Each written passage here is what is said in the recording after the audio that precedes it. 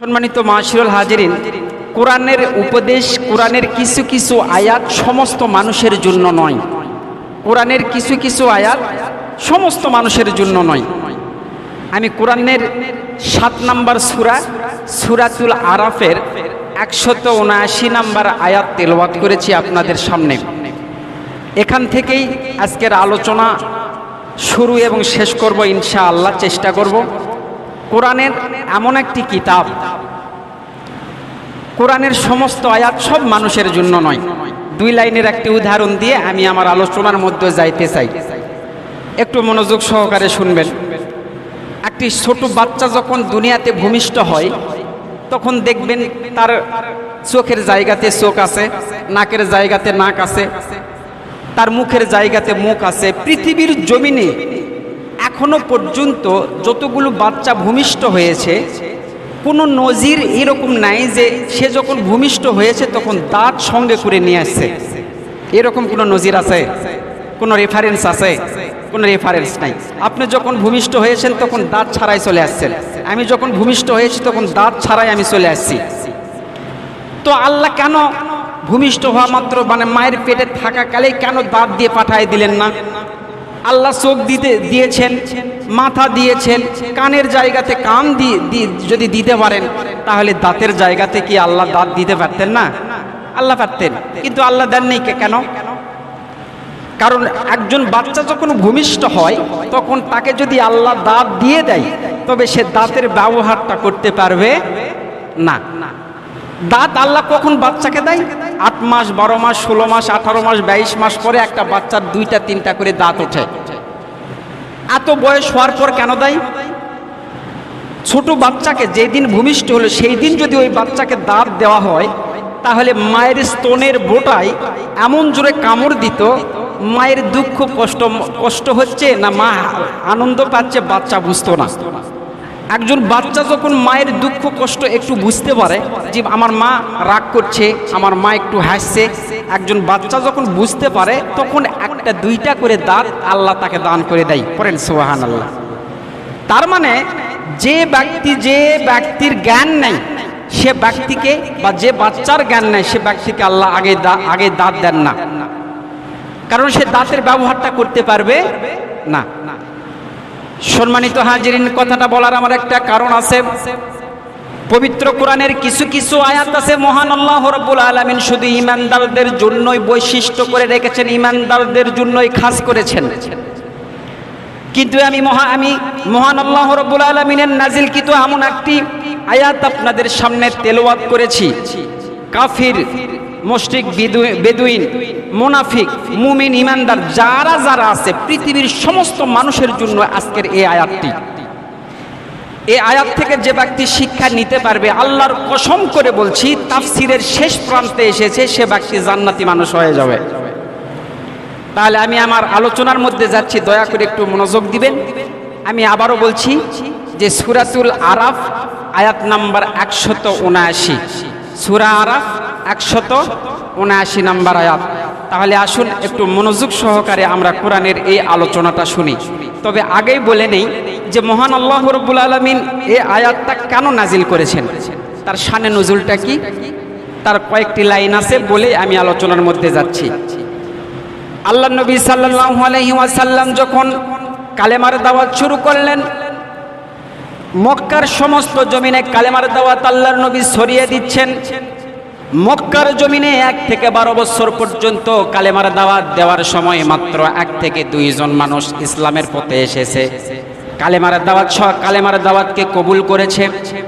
1জন 2 জন মানুষ ইসলাম ধর্মটাকে কবুল করেছেন, তাও আবার প্রকাশ্যভাবে নয়। কেউ যদি নামাজ আদায় করে দরজা বন্ধ জানলা বন্ধ করে নামাজ আদায় করে, কেউ যদি জিকির করে দরজা জানলা বন্ধ করে নামাজ আদায় করে। অথচ আল্লাহর নবী সাল্লাল্লাহু আলাইহি সাল্লামের উপরে আয়াত নাজিল হয়, সমস্ত কাফেরগুলো দেখে। আল্লাহর নবী সাল্লাল্লাহু আলাইহি ওয়াসাল্লামের উপরে ওহী নাজিল হয়, ওহীর আওয়াজ আছে, সেই আওয়াজগুলো সকলেই শোনে। তবু আল্লাহর নবীকে কেউ মানে না নবী হিসাবে। আল্লাহর নবী সাল্লাল্লাহু আলাইহি সাল্লাম তিনি বলছেন, আমি যখন আমার পরিবারের মধ্যে দাওয়াত দেই, আমার পরিবার আমার সমস্ত কথাগুলো শুনে কিন্তু কালেমাটাকে বিশ্বাস করতে চায় না। সম্মানিত মাশরুল হাজিরিন, ঠিক আল্লাহ নবী সাল্লাল্লাহু আলাইহি সাল্লাম যখন ঠিক এই পর্যায়ে পৌঁছে গেলেন, তখন মহান আল্লাহ রাব্বুল আলামিন এই সূরাতুল আরাফের 179 নম্বর আয়াত নাজিল করে দিলেন। তাহলে 179 নম্বর আয়াত থেকে আমরা কি শিক্ষা গ্রহণ করতে পারি? দয়া করে একটু মনোযোগ দিন, আমি আমার আলোচনার মধ্যে যাচ্ছি। এই সূরাতুল আরাফের 179 নম্বর আয়াতের সর্বপ্রথমেই আল্লাহ তাআলা বলছেন ওয়ালাকদ জারানা। ওয়া মানে এবং, লাকদ, লাকদ শব্দের অর্থ অতি নিশ্চয়, অবশ্যই। পরবর্তী শব্দকে আল্লাহ কঠোরতা নিশ্চিত রূপে শক্তিশালী করার জন্য লামে তাকিদ ব্যবহার করে কদ শব্দটি ব্যবহার করেছেন। তাহলে আল্লাহ বলছেন ওয়ালাকদ জারানা। ওয়া মানে এবং, লাকদ মানে অতি নিশ্চয়, অবশ্যই। জারানা শব্দের অর্থ হলো সৃষ্টি করেছি। তাহলে আল্লাহ বললেন ওয়ালাকদ জারানা, আমি সৃষ্টি করেছি। কি সৃষ্টি করেছেন আল্লাহ? আল্লাহ বলছেন লি জাহান্নামা, আমি মহান আল্লাহ রাব্বুল আলামিন জাহান্নামকে সৃষ্টি করেছি। আল্লাহ বললেন ওয়ালাকদ, অতি নিশ্চয়। লাকদ শব্দের অর্থ হলো অতি নিশ্চয়, অবশ্যই, 100% শিওর, 100% সত্য কথা। তাহলে আল্লাহ বললেন ওয়ালাকদ জারানা লি জাহান্নামা, দুনিয়ার মানুষ আমি জাহান্নামকে সৃষ্টি করে রেখে দিয়েছি। এখানে একটা আলোচনা আছে। আলোচনাটা হলো যে আল্লাহ বললেন আমি জাহান্নামকে সৃষ্টি করে রেখে দিয়েছি। আল্লাহ বলেননি যে আমি জাহান্নামকে সৃষ্টি করব, এ কথা আল্লাহ বলেননি। অলরেডি বলেছেন যে আমি আল্লাহ জাহান্নামকে অলরেডি কি করেছি? সৃষ্টি করে রেখে দিয়েছি। আল্লাহ নবী সাল্লাল্লাহু আলাইহি সাল্লামের জীবনী খুললে পাওয়া যায়। আল্লাহ নবী সাল্লাল্লাহু আলাইহি সাল্লাম তিনি বলেছেন আমি যখন মেরাজের রাত্রে জান্নাতের দরজায় দাঁড়িয়েছিলাম, জান্নাতের দরজায় যে একজন ফেরেশতা রয়েছে, ওই ফেরেশতাকে প্রশ্ন করলাম, রে ফেরেশতা, আমি জান্নাতের মধ্যে জান্নাতের যে ফটক আছে, জান্নাতের যে দরজা আছে, জান্নাতের দরজার দৈর্ঘ্য প্রস্থ অনেক আমি দেখছি, কত দৈর্ঘ্য প্রস্থ কেমন হবে? জান্নাতের ফেরেশতা, জান্নাতের দারোয়ান আল্লাহর নবীকে বলেছিলেন ইয়া রাসূলুল্লাহ, ইয়া হাবিবাল্লাহ, মহান আল্লাহ রাব্বুল আলামিন আপনার উম্মতের জন্য, আদম সন্তানের জন্য এই জান্নাতের দরজাকে এত প্রশস্ত করেছেন, এত দৈর্ঘ্য করেছেন। আদম আলাইহিস সালাতু ওয়াস সালাম যদি তার সমস্ত সন্তানগুলোকে নিয়ে জান্নাতের মধ্যে একসঙ্গে প্রবেশ করে, তবে কোনো মানুষের শরীরের সঙ্গে কোনো মানুষের শরীর ঠেকবে না, কোনো মানুষের শরীরের সঙ্গে কোনো মানুষের শরীর স্পর্শ করবে না। তাহলে জান্নাতের দরজা কত বড়! মেরাজের ঘটনা, মেরাজের সূরাগুলো প্রমাণ করে দেয় আল্লাহ জান্নাত বা আল্লাহ জাহান্নাম অলরেডি সৃষ্টি করে রেখে দিয়েছেন। এটা মেরাজ থেকে আল্লাহ রাসূলের জীবনী থেকেও আমরা সত্যতা পেয়ে যাই। তাহলে আল্লাহ বললেন ওয়ালাকদ জারানা লি জাহান্নামা, দুনিয়ার মানুষ তোমরা ভেবো না আমি জাহান্নামকে সৃষ্টি করব। ওয়ালাকদ, অতি নিশ্চয়, অবশ্যই, 100% শিওর, আমি জাহান্নামকে অলরেডি সৃষ্টি করে রেখে দিয়েছি। সম্মানিত মাশরুল হাজিরিন, আমি এখন জাহান্নাম কার জন্য আল্লাহ সৃষ্টি করলেন, জাহান্নামে কে যাবেন, এবার আল্লাহ তাআলা সেই কথাই বলছেন। একটু মনোযোগ দিবেন দয়া করে। আল্লাহ তাআলা বলছেন দুনিয়ার মানুষ কাসীরুম মিনাল জিন্নি ওয়াল ইনস, কাসীরুম মিনাল জিন্নি ওয়াল ইনস, দুনিয়ার মানুষ আমি জাহান্নাম কাদের জন্য সৃষ্টি করেছি তোমরা কি জানো? কাসীরুম মিনাল জিন্নি ওয়াল ইনস, আমি জিন জাতি এবং মানুষ জাতির জন্যই জাহান্নামকে সৃষ্টি করে রেখে দিয়েছি।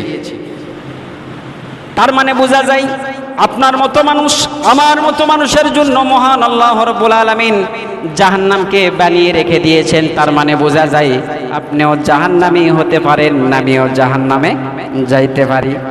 সম্মানিত মাশরুল হাজিরিন, জাহান্নাম সম্পর্কে আল্লাহর নবী সাল্লাল্লাহু আলাইহি ওয়াসাল্লাম তিনি বলছেন, রে দুনিয়ার মানুষ তোমরা কি জানো জাহান্নাম আমি নিজের চোখে দেখেছি। আমি নিজের চোখে দেখেছি। কাল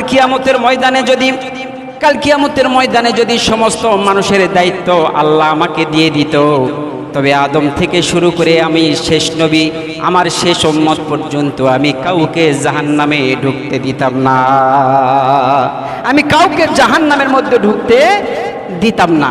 সম্মানিত মাশরুল হাজিরিন, মহান আল্লাহ রাব্বুল আলামিনের কত দয়া! আল্লাহ বলছেন দুনিয়ার মানুষ আমি যেমন জাহান্নামকে তোমাদের জন্য বানিয়ে রেখে দিয়েছি। এটা যেমন সত্য কথা, আবার তোমাদের জন্য আমি জান্নাতকেও বানিয়ে তোমাদের জন্য প্রস্তুত করে রেখে দিয়েছি। পড়েন সুবহানাল্লাহ। জাহান্নাম কি আল্লাহ যেমন প্রস্তুত করে রেখেছেন, ঠিক আল্লাহ বলছেন যে আমি তোমাদের জন্য জান্নাতকেও বানিয়ে রেখে দিয়েছি। শুধু জাহান্নামের সমমান নয়, বরং জাহান্নাম থেকে একটি জান্নাতকে আমি তোমাদের জন্য বেশি বানিয়ে রেখেছি। পড়েন সুবহানাল্লাহ। সম্মানিত মাশাআল্লাহ হাজিরিন, এবার মহান আল্লাহ রাব্বুল আলামিন তিনি বলছেন, দুনিয়ার মানুষ শোনো, লাহুম কুলুব। তাহলে এই যে জাহান্নামটাকে আমি বানিয়ে রেখে দিলাম, এই জাহান্নামে কে যাবে? মহান আল্লাহ রাব্বুল আলামিন এই আয়াতে তিন শ্রেণীর মানুষকে টেনে নিয়ে আসছেন। তিন শ্রেণীর মানুষকে বুঝিয়েছেন যে এই তিনজন ব্যক্তি জাহান্নামে যাবেই। এই তিনজন ব্যক্তিকে আসেন। মহান আল্লাহ রাব্বুল আলামিন বলছেন লাহুম কুলুব। লাহুম কুলুব, আল্লাহ বলছেন যাদের হৃদয় আছে। লাহুম কুলুব, যাদের হৃদয় আছে। তার মানে বোঝা যায় পৃথিবীর জমিনে যতগুলো মানুষ আছে সকলের হৃদয় আছে। লাহুম কুলুব, সকলের কলব আছে। আল্লাহ নবী সাল্লাল্লাহু আলাইহি সাল্লাম তিনি বলেছেন, দুনিয়ার মানুষ, প্রত্যেক মানুষের দেহের মধ্যে একটি মাংসপিণ্ড আছে। প্রতিটি মানুষের দেহের মধ্যে একটি মাংসপিণ্ড আছে। যদি ওই মাংসপিণ্ড ভালো হয়ে যায় তবে তার পুরো দেহ ভালো হয়ে যায়, যদি ওই মাংসপিণ্ড খারাপ হয়ে যায় তবে পুরা দেহ খারাপ হয়ে যায়। আল্লাহর নবী সাল্লাল্লাহু আলাইহি সাল্লামকে একজন প্রশ্ন করছেন, ইয়া রাসূলুল্লাহ, ইয়া হাবিবাল্লাহ, তাহলে মাংসপিণ্ড কি, সেটি কি? আল্লাহ নবী সাল্লাল্লাহু আলাইহি ওয়াসাল্লাম তিনি বলছেন সেটি হলো কলব বা কুলুব বা আত্মা। সেটা হলো কলব, মানুষের কলব। সে মাংসপিণ্ডটা হচ্ছে মানুষের কলব। আল্লাহ নবী সাল্লাল্লাহু আলাইহি সাল্লাম বলছেন, যদি কোনো মানুষের সেই কলবটা নষ্ট হয়ে যায় তবে তার পুরা শরীরটা নষ্ট হয়ে যায়, তবে তার দুনিয়াটা নষ্ট হয়ে যায়, তবে তার আখিরাতটাও নষ্ট হয়ে যায়, তার বারজাক জীবন নষ্ট হয়ে যায়। আর তার কলব, একজন মানুষের কলব যদি ভালো হয়ে যায় তবে তার পুরা শরীরটাই ভালো, তবে তার দুনিয়াটা ভালো হয়ে যায়, তবে তার বারজাক জীবনটা ভালো হয়ে যায়, তবে তার আখিরাত জীবনটাও ভালো হয়ে যায়। আখিরাত জীবন যার ভালো হয়ে যায়, কত আফলাহা, আল্লাহ বলছেন সে ব্যক্তি জান্নাতের মধ্যে প্রবেশ করবে। তার মানে বোঝা যায় প্রতিটি মানুষের অন্তরে একটা করে কলব আছে, চিন্তা ভাবনা করার জায়গা আছে। কয়েক লাইনের একটি ঘটনা বলছি। হযরত লোকমান আলাইহিস সালাম ছোটবেলাতে একটি রাজ দরবারে কাজ করতেন। রাজ দরবারের সমস্ত মানুষগুলো খবর পেয়েছে আমাদের এখানে একটি ছেলে থাকে, সেই ছেলের নাকি খুব কঠিন ব্রেন আল্লাহ তাকে দিয়েছেন। তো বাদশা বলছেন যে ঠিক আছে, ওই লোকমান নামের ওই ছেলেটিকে ডাকো। ডাকা হলো। সমস্ত মানুষগুলো তার দিকে তাকিয়ে আছে। মাত্র 16 বছর 17 বছর বয়সের এই বাচ্চাটির এত জ্ঞান। ঠিক আছে, আমি পরীক্ষা করি। লোকমান আলাইহিস সালামকে বলছেন, আল্লাহ নাকি তোমাকে অনেক জ্ঞান দান করেছে, তো যাই হোক তুমি একটি পরীক্ষা দাও। বলছেন, হুজুর বলেন কি পরীক্ষা দিতে হবে? বলছে, তুমি একটি ছাগল জবাই করো। একটা ছাগল জবাই করে একটা ছাগলের সবচাইতে, একটা দেহের সবচাইতে খারাপ অঙ্গ যেটি, সেটি আমার সামনে হাজির করো। আবার একটি ছাগল জবাই করো, করে একটি ছাগলের সবচাইতে খারাপ যেটি অঙ্গ সেটি আমার সামনে হাজির করো। লোকমান আলাইহিস সালাম তিনি বলছেন, আমি 2টি ছাগল জবাই করলাম, করার পরে 2টি পাত্র নিলাম, নেওয়ার পরে একটি ছাগলের সবচাইতে খারাপ যে জিনিস সেটা এক পাত্রে নিলাম, সবচাইতে ভালো জিনিসটিও এক পাত্রে নিলাম, নিয়ে ঢেকে দিলাম, দিয়ে রাজদরবারের সামনে, রাজার সামনে বা বাদশার সামনে আমি হাজির করলাম। করার পরে বাদশা বলছেন, ঠিক আছে, একটা করে খোলো। একটা খুললাম, একটাতে দেখা সবাই দেখতে পাচ্ছে সেখানে কলিজা আছে, ছাগলের কলিজা। এই কলিজা কেন? একটি দেহের মধ্যে কলিজা বা চিন্তা ভাবনা বা কল্প বা আত্মা যদি ভালো হয় তবে ওই ছাগলটা, ওই মানুষটা পৃথিবীর জমিনে সবচাইতে উত্তম। এবার লোকমান আলাইহিস সালামকে বলা হলো, তাহলে দ্বিতীয় ঢাকনাটা তোলো। দ্বিতীয় ঢাকনাটা তোলা হলো। তোলার পরে বলছে যে এটাও তো সেই কলিজাই। বলছে হ্যাঁ, কলিজা বা আত্মা বা কল্প যেটা, এটা যদি ভালো হয়ে যায় তবে পৃথিবী নয়, তার জন্য আখিরাতও ভালো। পড়েন সুবহানাল্লাহ। তাহলে আমি আলোচনা করছিলাম, আল্লাহ বলছেন লাহুম কুলুব, প্রতিটি মানুষের হৃদয় আছে। জাহান্নাম আল্লাহ কাদের কাদের জন্য বানিয়ে রেখেছেন আল্লাহ এখানে বলছেন। আল্লাহ বলছেন লাহুম কুলুবুল লা ইয়াফকাহুনা বিহা, লাহুম কুলুব, যাদের হৃদয় আছে, লা ইয়াফকাহুনা বিহা, কিন্তু সেই হৃদয় দিয়ে অনুধাবন করে না, চিন্তা করে না। সেই হৃদয়ের মালিক বা সেই হৃদয়ের যে মানে মনিব বা আমার হৃদয় যদি খারাপ হয়, আমার হৃদয় যদি অনুধাবন না করে, ভালো কিছু অনুধাবন না করে, তবে আল্লাহ বলছেন তোমার জন্যই আমি জাহান্নামকে সৃষ্টি করে রেখে দিয়েছি। তাহলে আল্লাহ তিনজন জাহান্নামীর কথা এখানে স্পষ্ট করেছেন। এক নম্বর হচ্ছে লাহুম কুলুবুল লা ইয়াফকাহুনা বিহা, যাদের হৃদয় আছে কিন্তু সেই হৃদয় দিয়ে ভালো কিছু অনুধাবন করে না, ভালো চিন্তা করে না, ভালো হওয়ার চিন্তা ভাবনা তার অন্তরে নাই। আমি আল্লাহ বলে দিলাম কাসীরুম মিনাল জিন্নি ওয়াল ইনস, ওই সকল জিন এবং মানুষের জন্যই আমি আল্লাহ জাহান্নামটাকে সৃষ্টি করে রেখে দিয়েছি। সম্মানিত মাশাআল্লাহ হাজিরিন, শুধু তাই নয়, ইমাম গাজ্জালী রহমতুল্লাহ আলাইহি তিনি বলেন কলব হলো মানুষের এমন একটি জায়গা, কলব হলো সেনা প্রধানের মতো কাজ করে, আর দেহের অঙ্গ প্রত্যঙ্গগুলো হলো সৈনিকের মতো কাজ করে। যদি কলব ভালো হয়ে যায় তবে সৈনিকও ভালো। কলবের চিন্তা ভাবনা যদি মানুষের কি হয়ে যায়, ভালো হয়, তবে তার অঙ্গ প্রত্যঙ্গ, চোখ, সমস্ত কিছুই ভালো। আর কলবের চিন্তা ভাবনা যদি খারাপ হয় তবে তার শরীরের অঙ্গ প্রত্যঙ্গ যে সৈনিক আছে এই সৈনিকগুলোও খারাপ হয়ে যাবে। তাহলে আল্লাহ বলছেন দুনিয়ার মানুষ লাকাদ যারানা লি জাহান্নামা কাসীরুম মিনাল জিন্নি ওয়াল ইনস, আমি জিন এবং মানুষের জন্য জাহান্নামকে সৃষ্টি করেছি, তবে সমস্ত মানুষের জন্য নয়। লাহুম কুলুবুল লা ইয়াফকাহুনা বিহা, লাহুম কুলুবুল লা ইয়াফকাহুনা বিহা, যাদের হৃদয় আছে কিন্তু ওই হৃদয় দিয়ে ভালো চিন্তা করে না, আমি তাদের জন্য জাহান্নামকে সৃষ্টি করে রেখে দিয়েছি। এটা হলো এক নাম্বার। দ্বিতীয় নাম্বার, মহান আল্লাহ রাব্বুল আলামিন বলছেন তোমরা শুনে নাও, ওয়ালাহুম আয়ুন, যাদের চোখ আছে তারাও জাহান্নামী। শুধু চোখ থাকলেই জাহান্নামী? ইম্পসিবল। ওয়ালাহুম আয়ুন, যাদের চোখ আছে, লা ইবসিরুনা বিহা, যাদের চোখ আছে কিন্তু সেই চোখ দিয়ে ভালো কিছু দেখে না, ভালো কিছু দেখে না, আল্লাহ বলছেন তারাও হবে জাহান্নামী।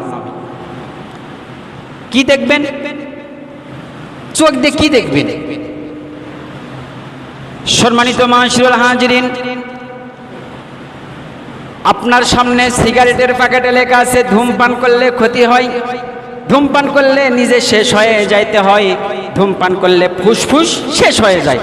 চোখ দিয়ে দেখছেন কিন্তু তবুও আপনাকে দেখেও না দেখার ভান করে সিগারেট মেরে দিচ্ছেন।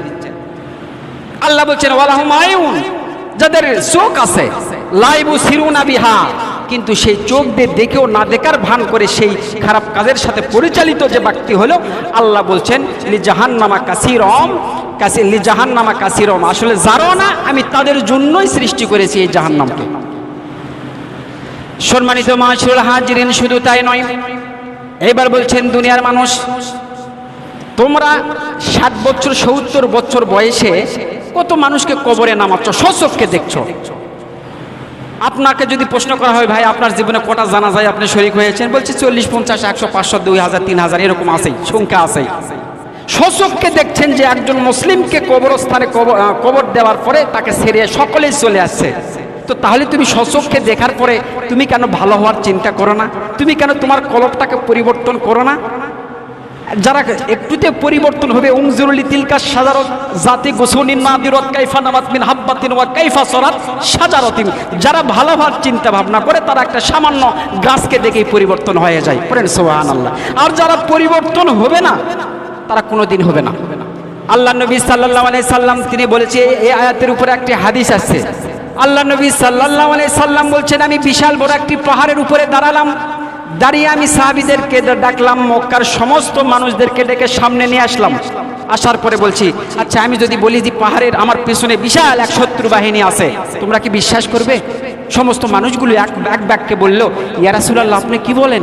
আপনার কথা কোনোদিন অবিশ্বাস করা যায়? তখন আল্লাহর নবী বললেন, ঠিক আছে, পিছনে কোনো শত্রু নাই, এটা আমি বলে দিলাম। তবে মানুষ মৃত্যুবরণ করার পরে সকলকে আল্লাহর সামনে দাঁড়াতে হবে, সমস্ত কিছুর হিসাব দেওয়া হবে। এই জন্য তোমরা ইসলামের পথে চলে আসো, কালেমাটাকে স্বীকার করে নাও। সেখান থেকে কিছু মানুষ চলে গেছিল, অধিকাংশ মানুষই চলে গেছিল। আল্লাহ আয়াত নাজিল করে দিলেন, ফাজাদাহুমুল্লাহু মারদ, তাদের অন্তরে একটা রোগ আছে, ফাজাদাহুমুল্লাহু মারদ, সেই রোগ সেই সময় আমি আল্লাহ আরো বাড়িয়ে দিয়েছিলাম। সচক্ষে আল্লাহ রাসূলকে সবাই দেখেছে, কিন্তু ঈমান আনে নাই। সচক্ষে আল্লাহ রাসূল সাল্লাল্লাহু আলাইহি সাল্লামকে সচক্ষে দেখেছে, একসঙ্গে খাবার খাইছে, বুকের সাথে বুক মিলিয়েছে, তবু ইসলাম ধর্ম বা ঈমান গ্রহণ করে নাই। কিন্তু এরা বুঝবে, কবে বুঝবে? সেই দিন।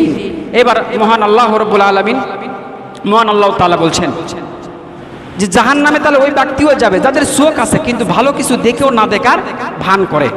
এবার মহান আল্লাহ রাব্বুল আলামিন বলছেন, ওয়ালাহুম আযান, যাদের কান আছে, ওয়ালাহুম আযান, যাদের কান আছে, ওয়ালাহুম আযান লা ইয়াসমাউনা বিহা, যাদের কান আছে কিন্তু কান দিয়ে ভালো কিছু শোনে না, শুনেও আবার নিজের আত্মার ভিতরে নেয় না, এই কান্দে শুনে ওই কান্দে বাহির করে দিচ্ছে। ডাক্তার আপনাকে বলছে, ভাই সিগারেট খান না, খবর আছে, গাঁজা খান না, হিরোইন খান না, খবর আছে, আপনার ভিতরে সব পচে যাবে। ডাক্তার নিজে কানে বলছে। কয়েকদিন পর চালানোর পরে আসলে সত্যি সত্যি ফুসফুস নষ্ট হয়ে গেছে। ভালো কথা শোনার পরেও সে না শোনার ভান করে বসে আছে। আল্লাহ বলছেন, যাদের ওয়ালাহুম আযান, যাদের কান আছে কিন্তু ভালো কিছু অনুধাবন করে তাদের আত্মার পরিবর্তন ঘটালো না, আমি আল্লাহ জারনা লি জাহান্নামা, আমি তাদের জন্যই জাহান্নামকে সৃষ্টি করেছি। এই তিনজন ব্যক্তিকে আল্লাহ জাহান্নামে দিবেন, এটা আল্লাহর ওয়াদা। এই তিনজন ব্যক্তির উপর আল্লাহ এমন একটা রাগ করলেন, রাগ করে শেষ প্রান্তে, আয়াতের শেষ প্রান্তে কঠিন একটা কথা বলেছেন। আল্লাহ বলছেন কি, উলাইকা কাল আনাম, এই তিনজন ব্যক্তি যাদের হৃদয় আছে, হৃদয় দিয়ে চিন্তা করে না, হৃদয়ের পরিবর্তন আনে না, যাদের চোখ আছে ভালো কিছু দেখেও না দেখার ভান করে, ভালো কিছু কান আছে ভালো কিছু শুনলো না, আল্লাহ বলছেন এই তিনজন ব্যক্তি হলে উলাইকা কাল আনাম। আনাম শব্দের অর্থ হলো পশু, আমাদের গ্রাম অঞ্চলের মাতৃভাষায় যেটাকে বলি জানোয়ার। তাহলে যেই কোরআনের মধ্যে মহান আল্লাহ রাব্বুল আলামিন বলছে মানুষকে আমি সৃষ্টির শ্রেষ্ঠ জীব হিসাবে সৃষ্টি করেছি, man is the best creation of Allah, আমি মানুষকে সৃষ্টির শ্রেষ্ঠ জীব হিসাবে সৃষ্টি করেছি, যে কোরআনে আল্লাহ বলছেন, এই কোরআনে এখন আল্লাহ বলছেন উলাইকা কাল আনাম, তারাই হলো পশু, তারাই হলো পশু বা তারাই হলো জানোয়ার। শুধু আল্লাহ এই কথা বলেই যে আল্লাহ তার রাগ শেষ করলেন তা নয়, এবার আল্লাহ বলছেন বালহুম আদল, তারা শুধু পশু নয়, তারা পশুর চাইতেও আবার নিকৃষ্ট। তারা বুঝবে, কোন সময় বুঝবে? যেদিন দাজ্জাল আসবে।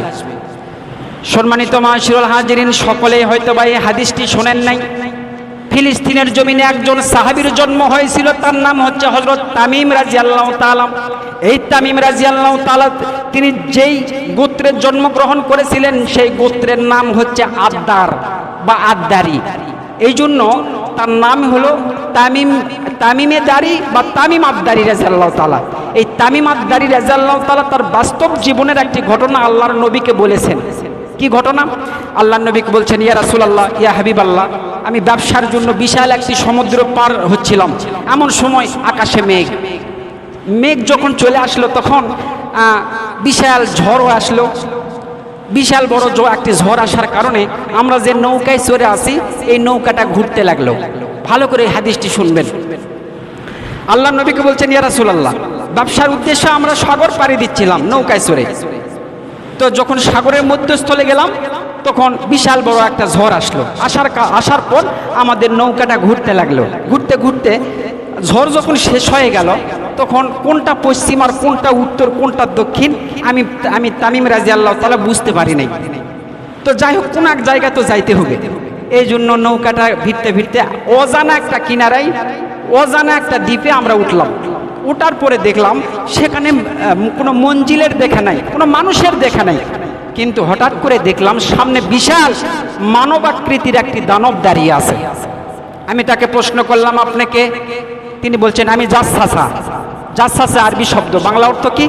বাংলা অর্থ গোয়েন্দা। গোয়েন্দা বাংলা অর্থ হলো গোয়েন্দা। তো আমি যখন জাসাসার সামনে দাঁড়ালাম, জাসাসা আমাকে বলছে যে আপনার জন্য ভিতরে একজন ওয়েট করছে, একটু ভিতরে যান। ইয়া রাসূলুল্লাহ, আমি তখন ভিতরে চলে গেলাম।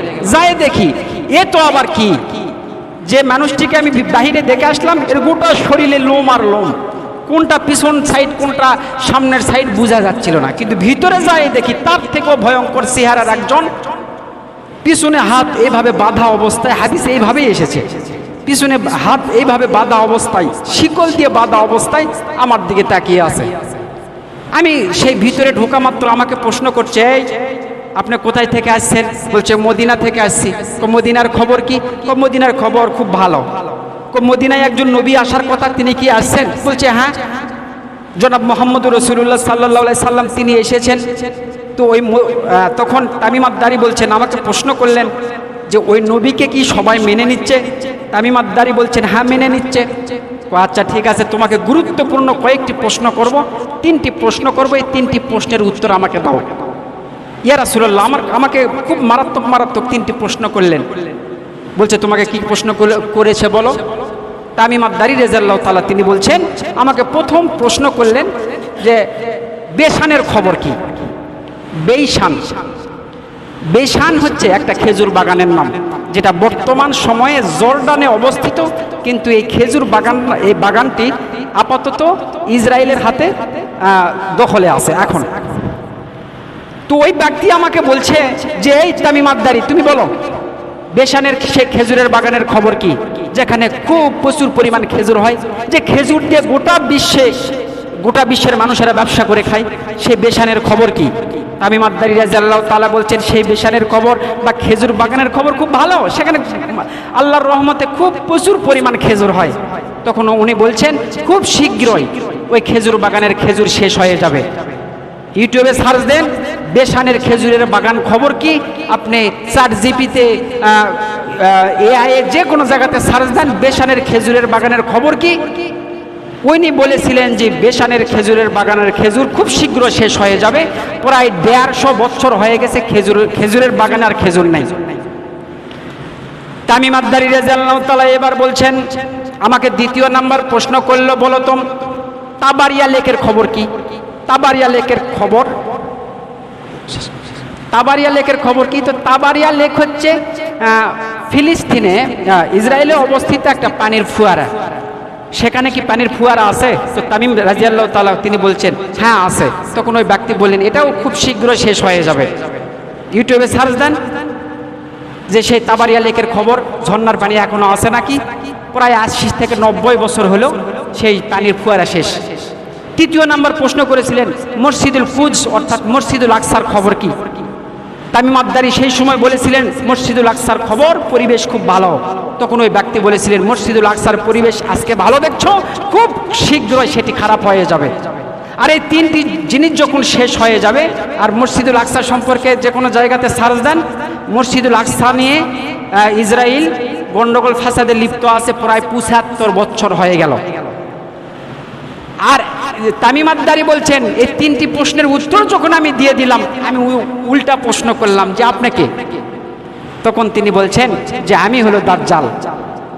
আমি এই 3টি জিনিস যখন শেষ হয়ে যাবে তখন আল্লাহ আমাকে অনুমতি দিবেন, আমি মক্কা মদিনা বাদে গোটা পৃথিবী 40 দিন চুষে বেড়াবো, যার সামনে পাবো সবাইকে শেষকে দিব।